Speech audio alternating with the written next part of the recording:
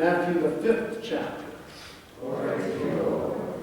For the third week in a row, we are in the section of Jesus' Sermon on the Mount. So he has, I don't know how many people, it doesn't give us a number, but a lot of people that he is talking to.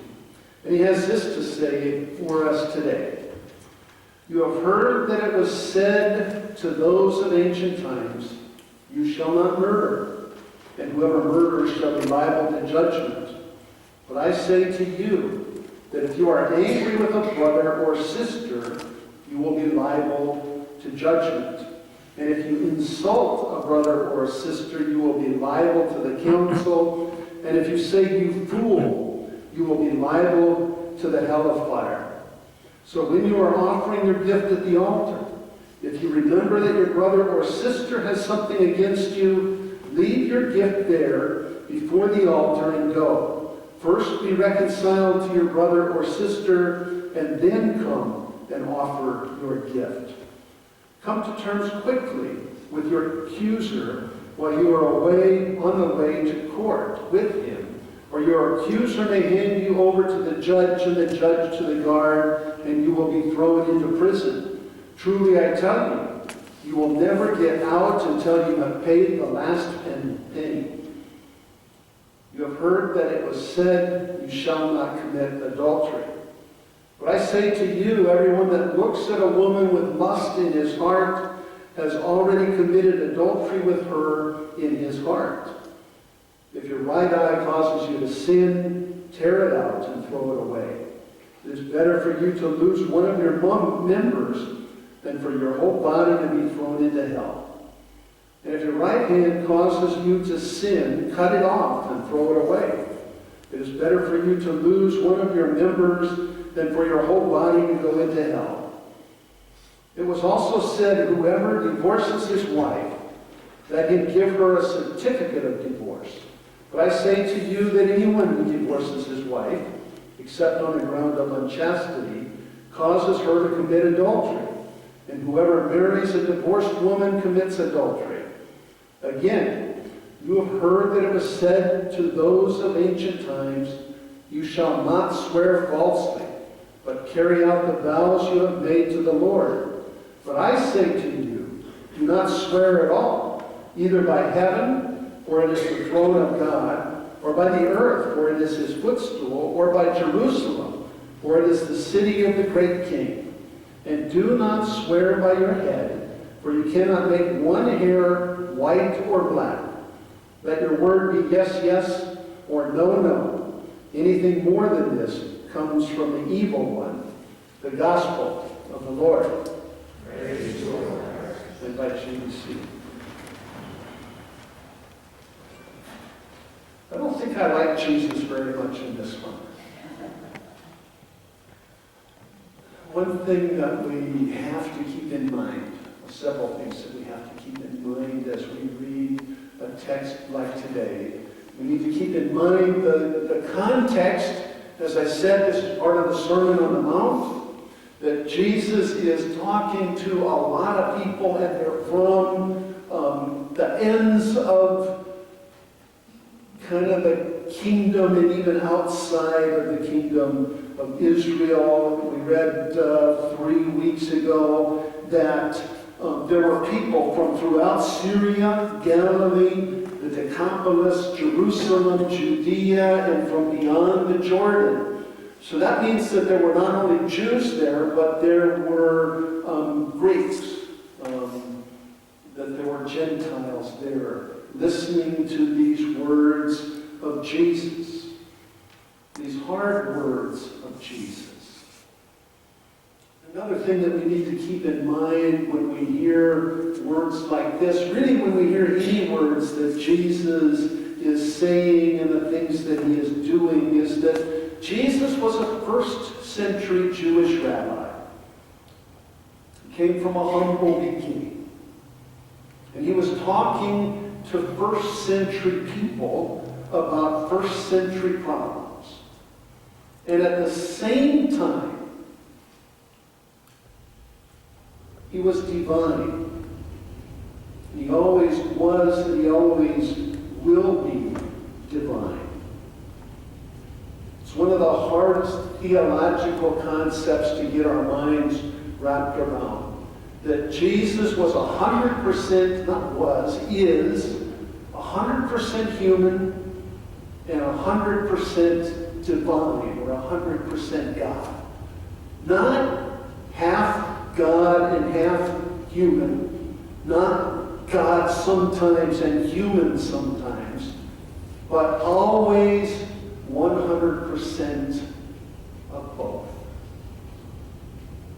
He was Jesus, unique, both humble and divine at the same time. And so today, he is talking to those people, even the non-Jews probably know the Ten Commandments and know many of the other laws that are in the first 5 books of the Bible that Jesus is talking about when he talks about the law and then about the prophets, the rest of the Old Testament. And Jesus today says, well, you heard it said, thou shalt not murder, but I say to you, don't harm anybody. Don't even think about harming somebody. If you do, you're liable. And he says, don't commit adultery. That if you look at a woman with lust, that's just as bad.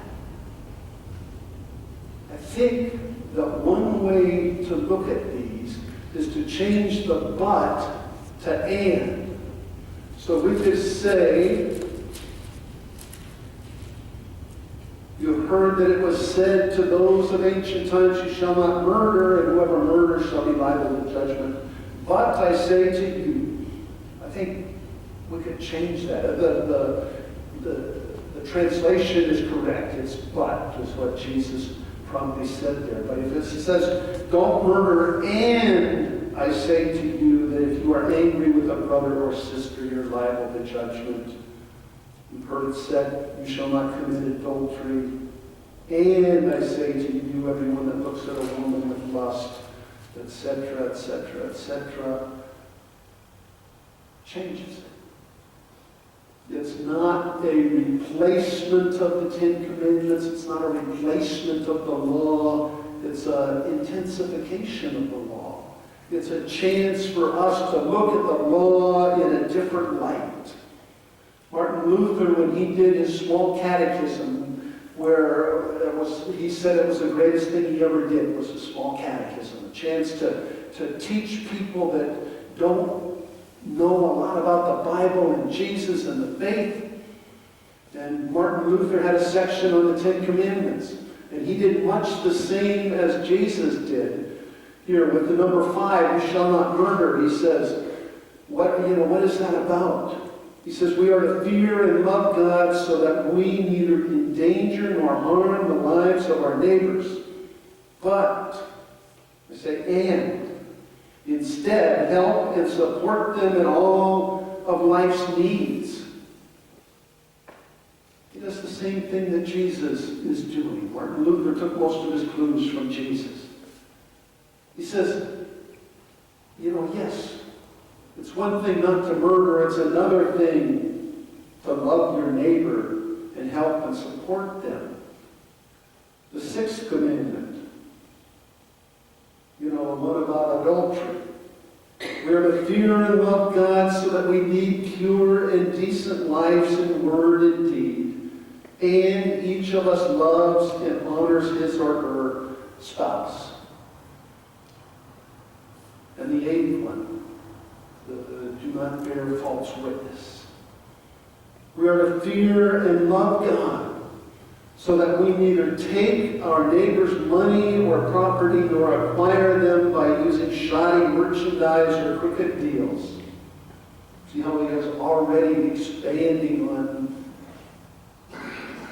don't bear false witness, to don't cheat your neighbor. But instead, help them improve and protect their property and income.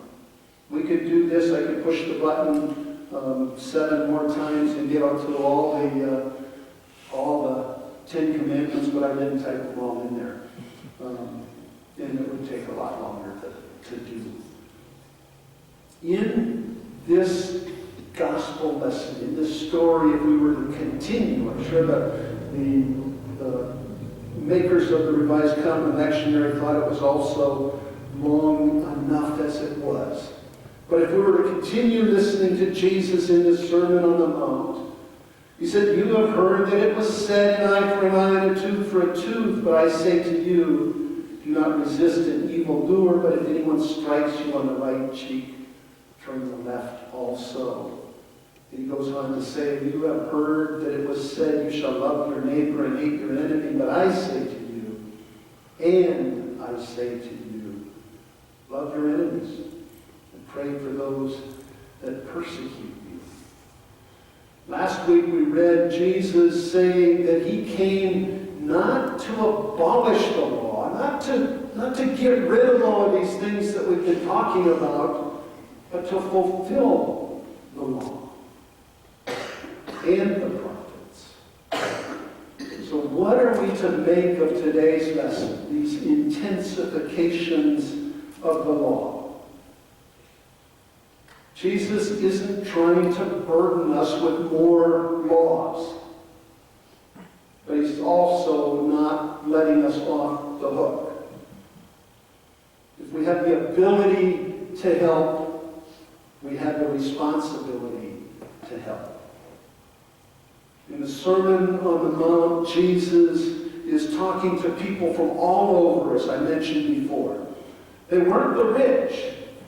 I'm certain of it. They weren't the rich. They were the poor and the lame, the outcast and the unwanted, the lonely and the loathsome. He was talking not only to people of the first century, but he was talking to our neighbors here in the Antelope Valley, and he was talking to us. And he was admonishing and comforting, both at the same time. In seminary, they often told us about preaching that we are to comfort the afflicted and to afflict the comfortable. And I think that we are, all of us, are each of those, the comforted and the afflicted at different times in our life, maybe at different times in the same day. I've got to stop, because Gail told me something this morning that she was just distressed about. She went up to San Luis Obispo last week and had a great time with her son. Not her son, her grandson. What's his name? Julian. Gail beams when she talks about going to see Julian and playing with Julian and babysitting Julian and just seeing how much he's grown every time she goes up there. And how he's 5? 5, yeah. So you know he's getting into everything. And she just beams. So she had a great week or weekend doing that. But then she got some very bad news about her daughter, who's 28 years old and now has an inoperable brain tumor or something on her brain. Gail doesn't know too much about the technicalities of it because she just found out about it. One of those things that her daughter didn't tell her about it. She's had it for 2 years. And she didn't want Mom to worry. And I want to say to the daughter, how can your mom pray for you if you don't let her know that there's something wrong? Mom's not a doctor. She can't go in and fix it, but she can sure pray about it. So don't hide things from your loved ones. But anyway, where was I with that? Comfort the afflicted and afflict the comfortable, and how we can be both of those in the same day. And how Jesus is there with us when we are the afflicted. And Jesus is there when we're the comfortable that need to be afflicted.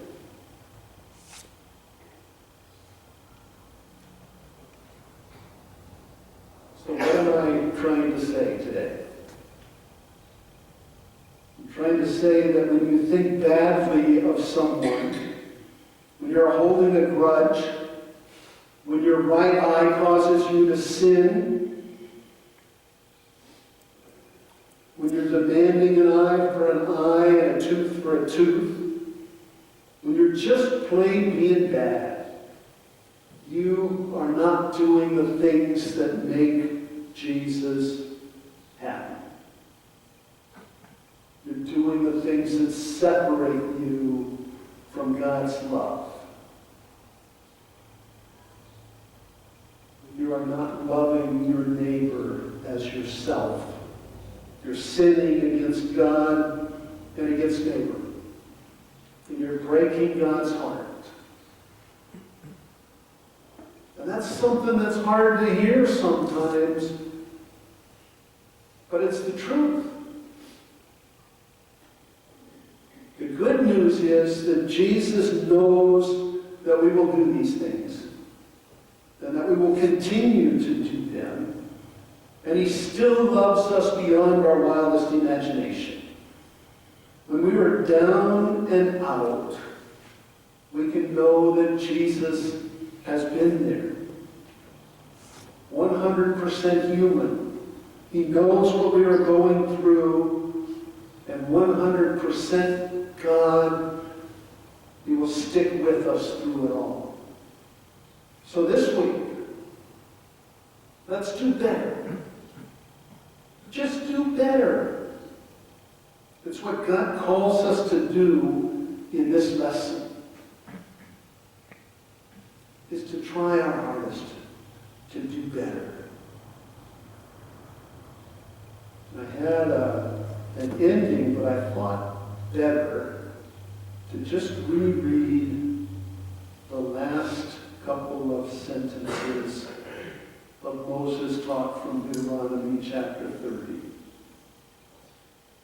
So today, I have set before you life and death, blessings and curses. Choose life so that you and your descendants may live, loving the Lord your God, obeying him, and holding fast to him. For that means life to you and length of days. Amen. Let's stand.